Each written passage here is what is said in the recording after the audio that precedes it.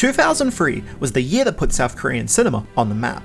We have international smash hit Oldboy by Park Chan-wook. We have indie darlings Kim Ki-duk and Bong Joon-ho coming through with Spring, Summer, Fall, Winter, and Spring, and Memories of Murder. And then we have indie dramas like Save the Green Planet by Jung Jun-won and Untold Scandal by Lee Jae-young.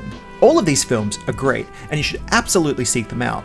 Nice! Good idea! They all play with genre tropes, and they twist them to create something new. But there was another movie that came out in 2003, an intimate horror movie that absolutely blew me away.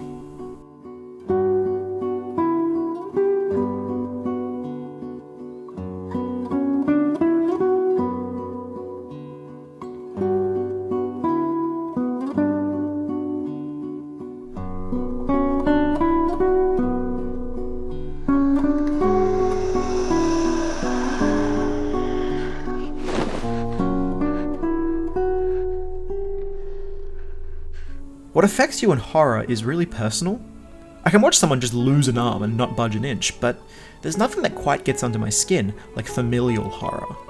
A nasty stare from a parental figure, the uncomfortable silences that feel like an eternity, the unbearable weight of resentment. That's what messes with me.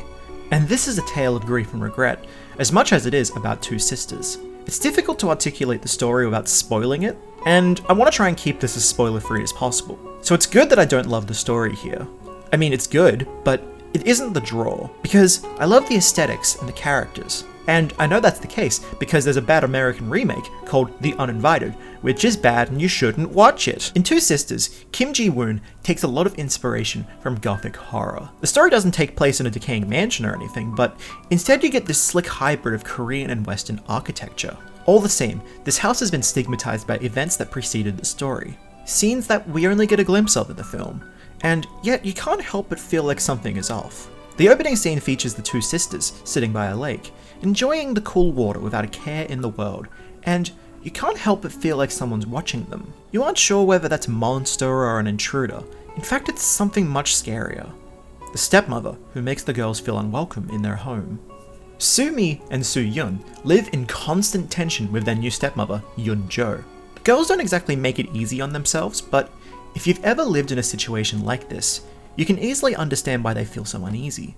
Watching this movie for the first time made me relive some nasty parental dynamics that I hadn't experienced for a few years. 넌? 넌 왜 안 따라가? 언니 하는 대로 따라야 하잖아.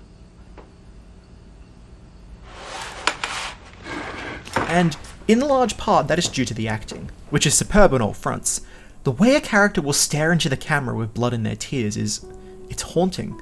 It stares into your soul, and it really sells the places that this movie goes to. Soo-mi has this assertive quality about her, which is kind of to her own detriment, but it all melts away when she has a little sister in her arms. You become immediately invested in their relationship. In these quiet moments, you understand why they are so defensive of each other. And wisely, Yoon-jo is not made out to be a monster. Even though you understand her motivations, you can't help but be startled by her posture. She doesn't want to fight, but she's still hurt by the girl's behavior. She feels unfulfilled in her life, and it is unfortunate that she unleashes her angst onto the children. In fact, it made me reassess some scenes in my own life. They held a mirror up to me, and I didn't like what I saw.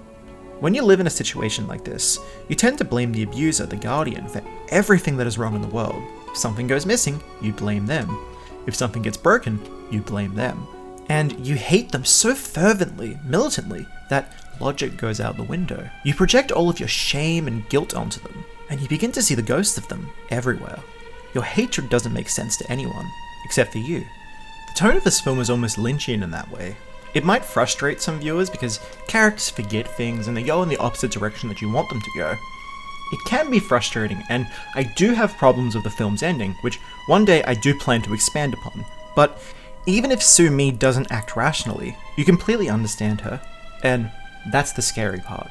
Another big appeal of this film is how it's shot. Despite being low budget, it feels at times opulent and others sinister. The architecture of this house, with its stairs and echoey hallways, feels ethereal in a way. The camera will glide across wallpaper, ignoring the horrors they cover up. Slick panning shots will follow the characters as they try to avoid their own ghosts. Instead of cutting quickly, the camera will take the utility of 2 shots. We move from an establishing shot to a close-up, then to a wide shot of characters entering a room. Sometimes, the camera will swoop down the stairs to see what another character is doing. Not only does this keep continuity between the characters, but the smooth transition adds so much to its style. It is still and patient. When something bad does happen, the editing cuts precisely, but it maintains that moment's energy.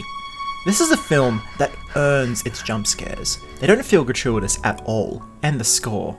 It mixes acoustic plucking with gorgeous instrumental arrangements. It's beautiful, almost bleak, like a ghost of someone you once knew well. It adds so much to the film, which I know because the bad remake has a terrible score and it makes the movie worse. This movie messes with your head.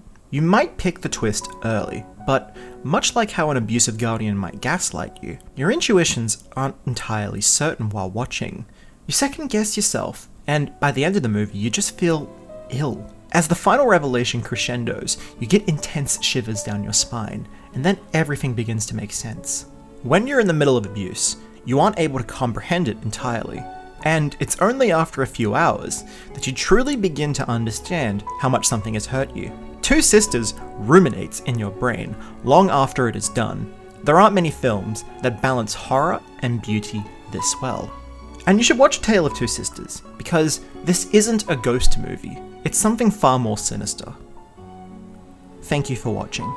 앞으로 이 집에서 일어나는 모든 일들, 아빠가 불러놓은 이 모든 더러운 일, 아빠가 책임져.